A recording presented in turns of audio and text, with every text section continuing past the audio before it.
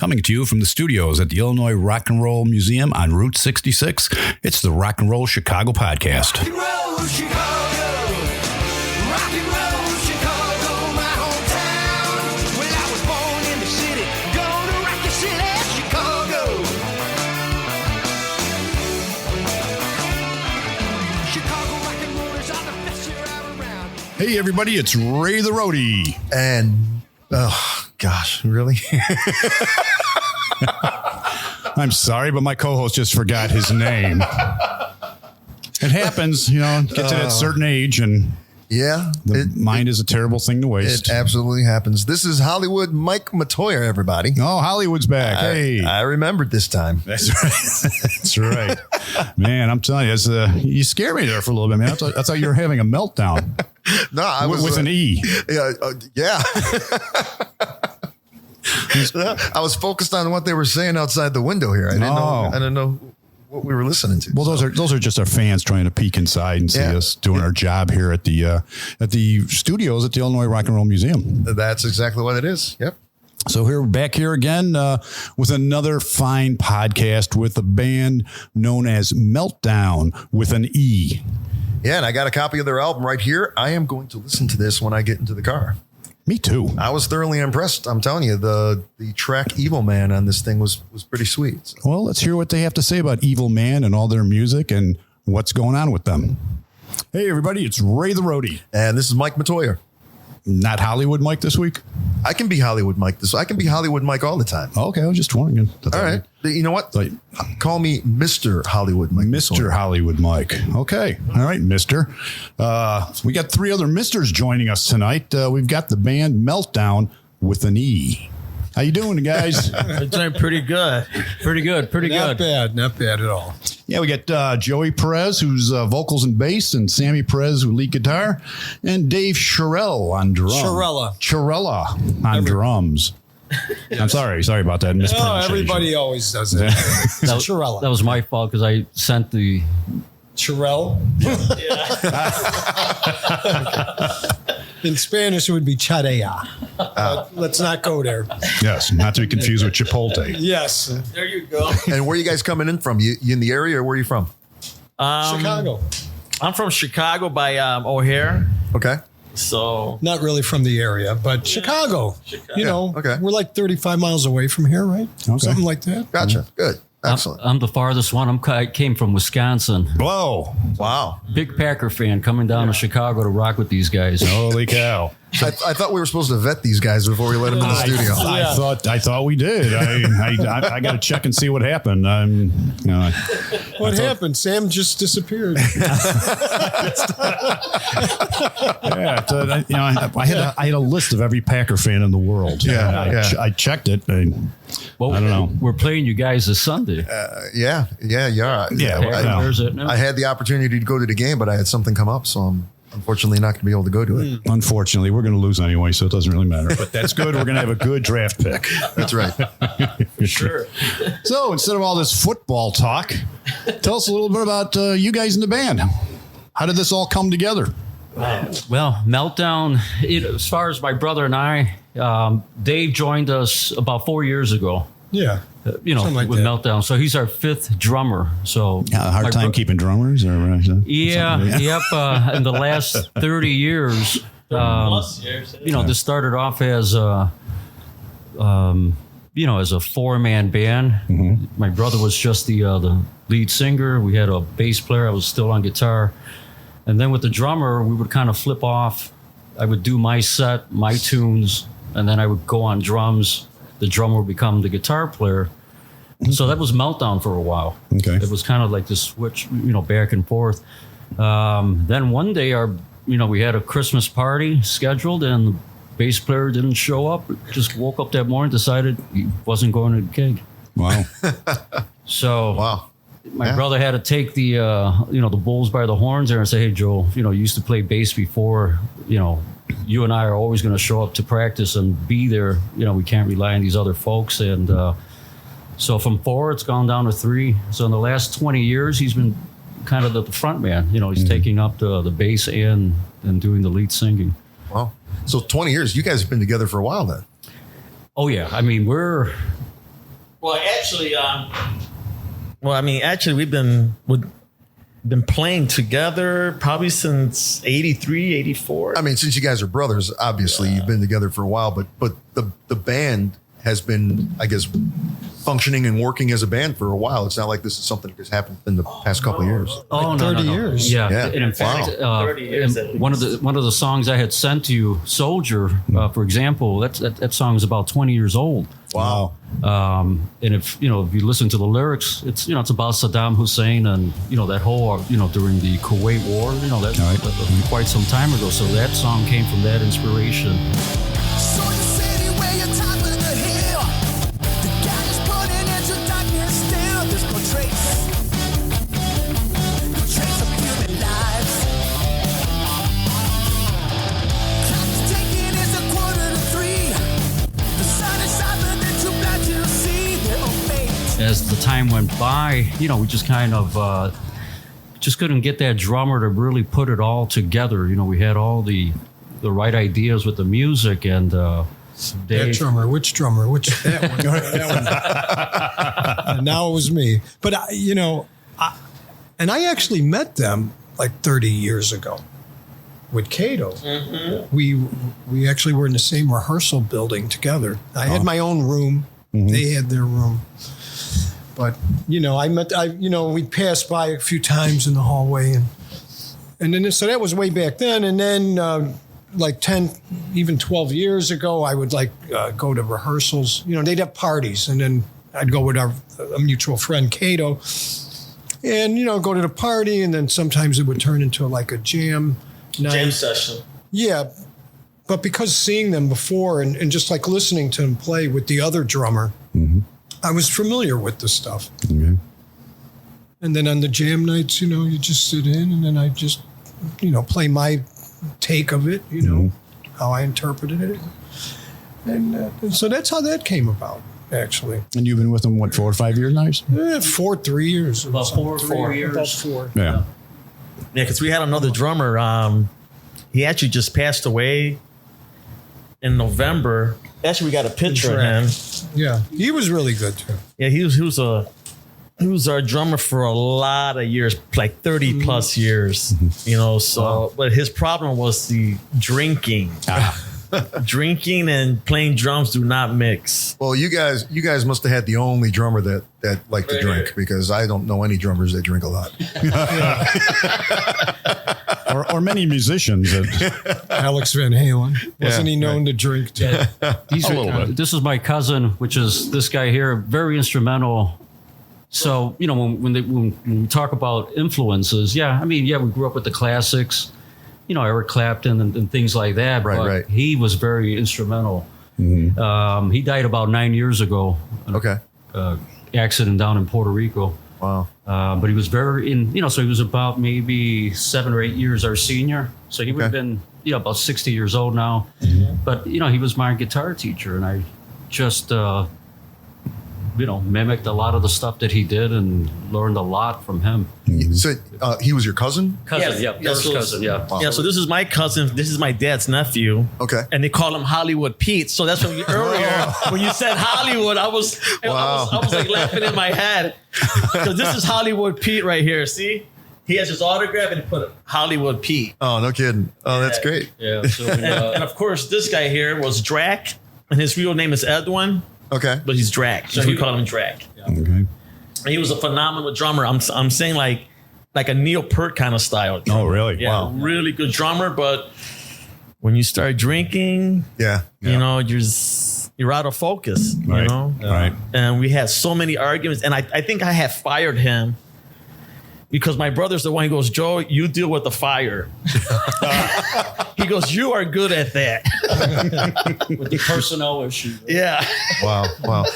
So take us back, because I know we're going to end up probably sharing some war stories here, because like I said, I played in all different kinds of bands, and I have a feeling we're going to start talking about similar venues. So take us back, like the first gig or the first few gigs, and then tell us about some of the places that you played the most and your favorite places to play.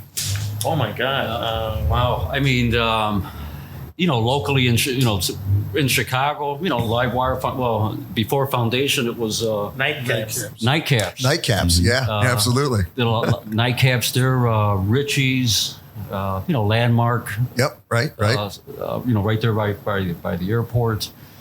Quenchers. There's Quenchers. Fullerton and Western. I mean, Betty's Lounge and by Grand and Ashland in Chicago. Yeah, Betty's. Yeah, absolutely. Thirsty Whale's got to be in there somewhere. Thirsty Whale. The Mutiny. Yeah, right. Mutiny. The Mutiny. Yeah. So, but the the venues that we play now are Foundation and Richie's. We're still kind of playing those local venues. Right. What kind of music were you playing back then? Were you doing most of the covers, or when did you guys start? Actually, you know what? Actually, we've always been an original band. Really? Always an original. Always. But we'll always have copies within our originals. Okay. So I mean, because people have to. You got to keep them. Keep them in the groove. Right. So, but we've always been in an original band. Even before Meltdowne, I mean, I was in a band called Lost Angels. Okay. And you were in that band with us too. Yep. That was when him and my brother, you were with Exotic Rage. We were talking about 1987, 1986. So before Meltdown, there was other bands, that we. But eventually, my cousin kind of did his own thing, went in his own direction. We couldn't keep it together with him anymore, again because of his vices of things, alcohol and all that stuff. So my brother and I just kind of went in a different direction, and. Then that's where we started off with that one guy that didn't show up with our Christmas party. So we kept that unit together for a while until that incident, and that's it's been pretty much us. So it's like saying Eddie Van Halen and Alex Van Halen, the two brothers. Right. That's it. Yeah. So. And so, what were you doing at that time, Dave? Local death metal bands, if you know any of, like from Chicago. Local death metal. Dissenter. Okay. I don't know if you heard of them. Nope, can't say that I have. With them for a while. Usurper was another one. And then just, those were like really the two bigger death metal bands. Right. That I was in. Okay. And was that going back to about that time period? Are we talking like 20 to 30 years ago? Yeah. Yeah. 1996. Good. With Dissenter. A Funeral Nation was another one. Before them even. Okay. Just death metal thrash. Right. And then before that was just original bands, and I did covers too. Everybody has to. You have to, right. You got to put the covers. Never Say Die, and just Def Leppard covers. Yeah. I mean, especially nowadays. Scorpions. You have to sneak in the original stuff nowadays in a lot of venues. You have to. Because, people just look at your music. They're like, okay, they're just bopping their head. But, they want to hear that. Something they can relate to. So, we can put on probably about a 2-hour set. Right. We mix it up. So, I mean, some of the copies we do, Wasted Years, Iron Maiden. Different venues, different nights. When we do AC/DC, one night these chicks just start dancing like they want us to play all AC/DC, and we can't do a lot of AC/DC, but we'll do what we know. Right. But it's just the crowd reaction is always different. And we try to original copy and keep our song, keep our originals out there. But try to keep the audience there with the copies as well. Right. So speaking of your original music, I started listening to some of your stuff. Tell me about Evil Man. The song Evil Man. Something tells me that there's going to be an interesting story to this, but I'll tell you the reason why, because I listened to several of your songs and I liked Evil Man. That's the one I picked out. That's the one that I liked the most. And you're the singer, correct? And you're the singer on that. I'm the singer and the bass. He's a singer on all of them. I'm all of them, yeah. So here's the amazing thing, and this will be a compliment to you. The reason why I gave it a second listen is because my kids were home from college over the weekend for the holiday, and I had it playing on my speakers. From college? Yeah, can you believe that? No, yeah. You're that old already. Don't tell anybody that. And I'm a grandfather. And 5 grandkids. And somebody actually thought that I was listening to Queensryche. Wow. Yeah. Well, that's a nice compliment. Honestly, your voice sounds a lot like Jeff Tate from Queensryche on that track. Thank you. It's funny you said that because I have a friend that I got it on video where he was playing it in the car for his daughter. So she was like, Gianna, listen to this song. And he has the phone like this and he's facing her. And she's a diehard rock fan, and she goes, Dad, I don't know who it is, but it sounds like Iron Maiden Bruce Dickinson. She goes, no, it's Joey from Meltdowne. Who? She goes, really? Well, I mean, she actually knows us because she's come to our practice he actually brought his daughter and she loved our band. Right. And she's like, oh my God, he sounds like Bruce Dickinson. But you know what? You're not the first person who told me that before about Jeff Tate's too. Take a look and what do you see? Evil faces always looking at me. All the tears you cry, they call out your name. Have no fear, and what did they say? Am I evil for the man that I am? Am I evil for the things that they say? Am I evil for the man that I am? Am I evil for the things that they say? Very, very similar. But a lot of your tracks, I guess there's one album that's on Pandora. So I chose to play the whole album. That's what I was listening to. And I'll tell you that it's not very often that I get super excited about a band. The last time that happened to me was probably sometime around 2010 or 2012 when I really got into Shinedown. And there was a period of over the course of about 3 years where I think I went and saw Shinedown about 6 times, right? Wow. There's a lot of tracks that reminded me. I hear Queensryche, I hear Shinedown, which makes sense to me because I always thought that Shinedown reminded me of Queensryche, so it makes total sense. But the tracks that I listened to really reminded me a lot of both Queensryche and Shinedown. I have to give you props for it. And when I found out you guys were just a 3-piece band, I was like, wow, because the guitar playing is amazing as well. It sounded to me almost like there was 2. I said there's only 3 of them. I said, I wonder if they do any ZZ Top. Yeah. And actually we do. We actually do because we do Tush. That's actually on our playlist. Tush. You mean bands actually perform Tush? Oh, yes, they still do. People still perform Tush? The Meltdown way. We'll do a little twist on it. Yeah. I think at this point in time, that song has to go on the list of songs you're never supposed to perform again. I thought that a few times as well. Believe me, my bands play it too, but what are you going to do? You're right. You got to play it. You gotta play it, yeah. So who's the songwriter? A lot of this is my brother. I actually wrote Evil Man, and I wrote another song that is that on the second CD, or did we put it on the second one? No, it's not on there yet. Okay. Yeah. And then I wrote another one called it's blah, blah, blah, blah. Get Up. That's interesting. How do you spell that? Got to get up. Yeah, so I put most of the music together. Come up with most of the the rhythm and the lyrics and stuff like that, and then come together with these guys and then let's put this puzzle together. And just draw from real life inspirations. Pandemic. Obviously we were caught up in that. The height of the pandemic. Within that time, we were kind of locked up at home. Started writing. Pulled out the bottle of vodka. The wife went to the casino with her friend. I think I was home alone for almost that whole afternoon. I can literally remember the day. I said, "Boom, start writing."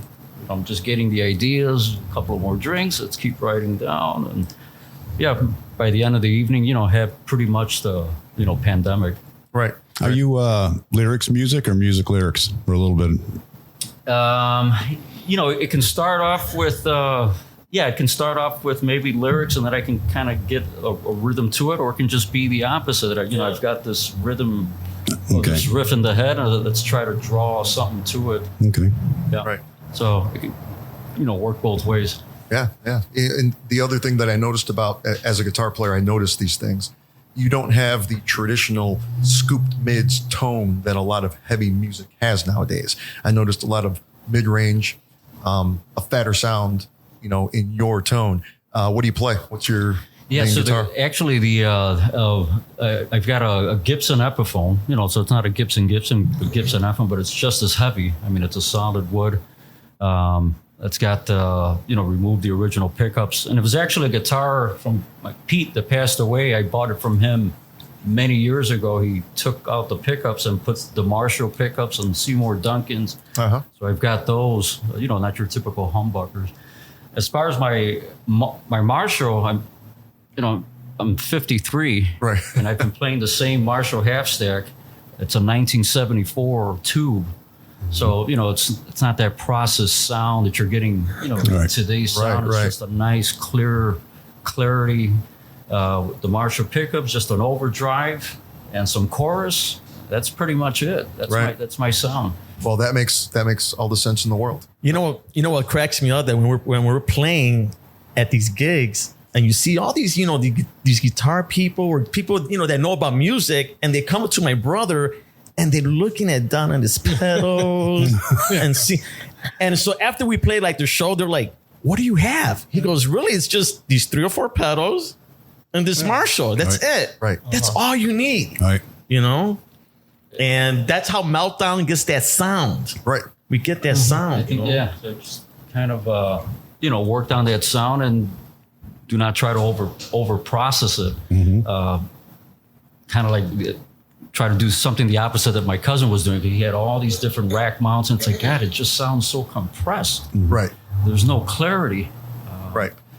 I mean, if you have a vintage Marshall like that, why would you want to put anything in front of it? Right. Nice tube amp. Right. And then what I play off is a GK, Gillian Kruger. Yep. Top and bottom. I got the 410s, the Gillian Kruger head. I got a jazz bass. And just direct. That's it, and I get my nice fat sound. Yep. Yeah, it's all you need. And I just play drums. You just play drums. Doesn't matter. Pots, the little pans, Toys R Us buckets, drums. whatever. We were, where we did our CD, those songs that you heard, that this guy he just kind of freaked me out a little because I went in there with like new heads and tuned, and he couldn't care less, actually. I mean, if they were even bad, because he has his way of just getting a good sound, and it didn't matter to him if the heads were old or new.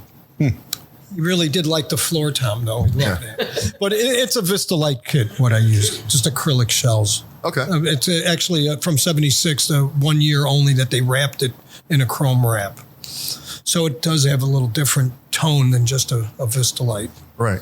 I mean, it's still a Vistalite and but it's just a slightly different tone, just because of the wrap. Interesting. But other than that, I just play drums. Not only that, but hey, Dave is a lefty drummer. Oh, that's no big deal. So Lefty. Lefty. Okay. He's a lefty. We did the recording. He was mentioning the recording. We did it So actually. is Phil Collins. He's lefty. But I like to play on righty kits. I mean, if I have to, you go to these jam nights and they don't want you to touch the kit. They don't want you. Now, as long as it has the double pedal, that's fine with me. I just drop the hi-hat and I use the secondary pedal as the main kick. And then I can just get by with that. Yeah. Just keep time. So how much you guys gig nowadays? Well, the last one we just did was at Livewire, which was a couple of weeks ago. So, lighting things up for December. But, we're also back into the studio. We did this first EP in Wisconsin. We tried recording out here with, over the years with some folks out here. We just couldn't get, just couldn't find the right engineer to even care for the sound.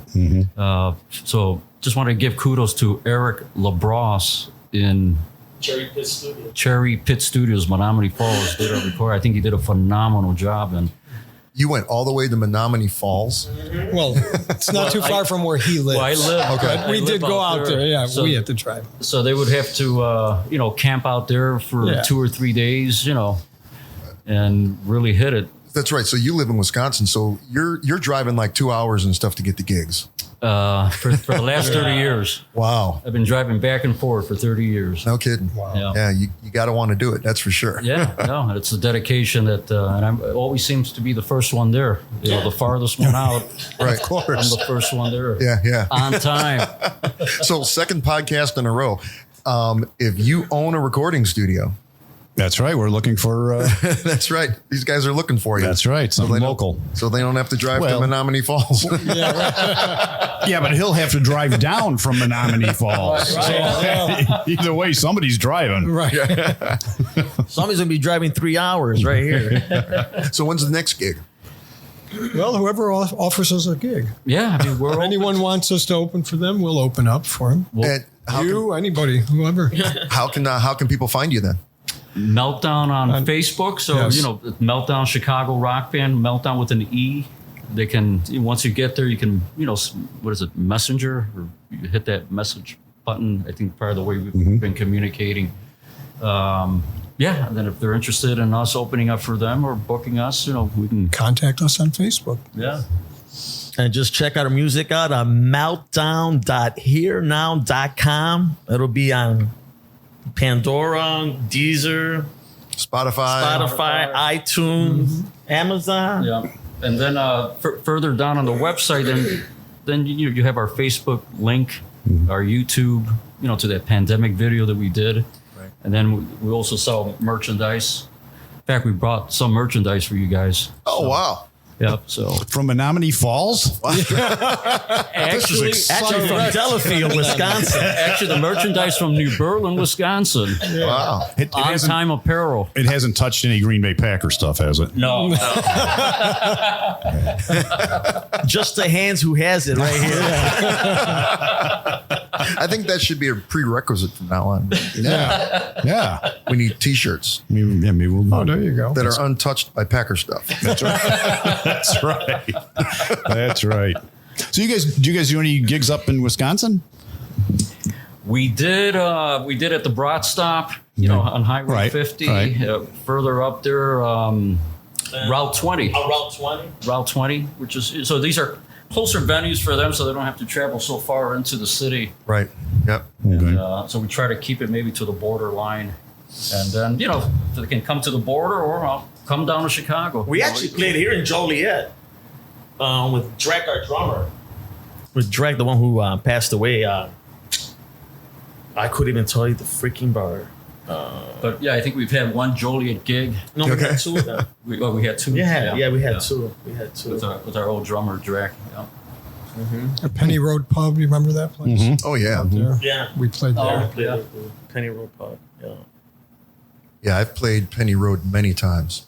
The last time I played there, But I think the that's stage was still the pool tables. Well, Yeah, they used to push the pool tables together. I think it was 4 pool tables, and then they just throw plywood on top of the pool tables. Oh, my God. And then they put a set of stairs off to the side, and so you climb up to the stage, and they put a skirt around it, and then about halfway through the gig, it was a little wobbly, right? Right. So we're putting stuff underneath the stage, putting our gear underneath the stage, and we finally realized. These are the freaking pool tables we're standing on top of. But yeah, I played there. I've played there many times. Yeah. I haven't been there in a while. Yeah. I mean, actually, they closed down. That was it.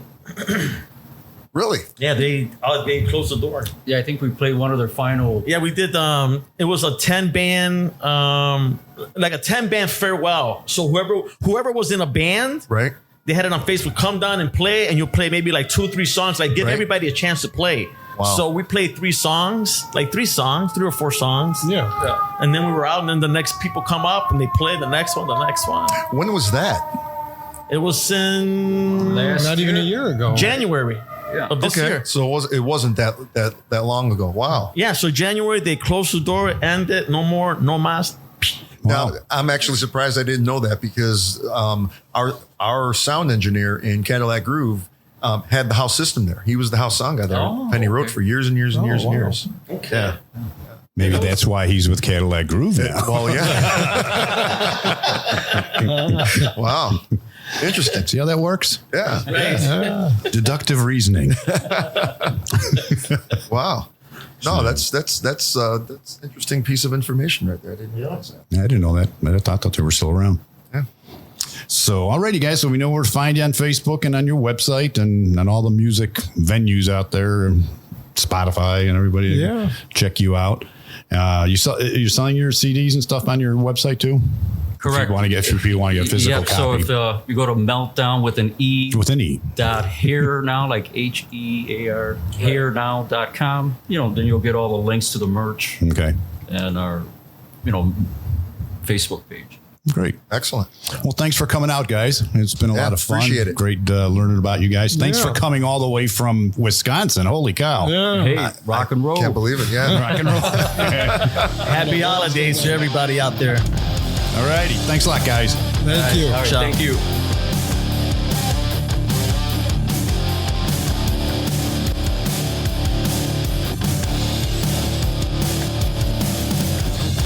Got a feeling that something's wrong.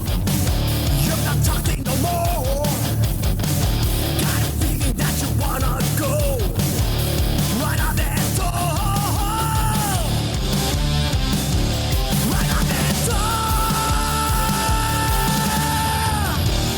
It's alright, it's okay. Ooh, you seem kind of like an evil man. Who, me? Yeah. Oh, I'm a very nice man. Oh, okay. actually. Yeah. That is a good song. Some great tunes on that album of theirs, or EP. Absolutely.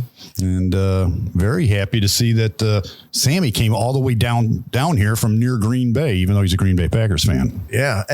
But you know what? That's okay because he brought gifts with him, the T-shirts and the hats and the guitar picks and stuff. I'm just worried that the stuff touched Green Bay stuff. I'm going to have to take it home and run a scanner over it or something just to see if there's any green or yellow thread on it. Just wash it. Yeah, I can do that too, man. But then I got to sanitize my whole, water system, my washer and dryer and stuff. Right. I don't know. Maybe I'll stop at the police department. They can do a DNA test on it. Yeah, maybe. So. No, but that was an interesting interview, though. That was kind of like a VH1 Behind the Music with history of the band. They've been together for, over 20 years. 30 years. At least the brothers, Sammy and Joey, they were together, and Dave's only been with them recently. But, they've been together a long time, jamming out there. Yeah, that's been the fun thing about this. Everybody's got a story. That's right. It starts somewhere. So, okay, then. I hope you guys enjoyed that interview with Meltdowne with an E.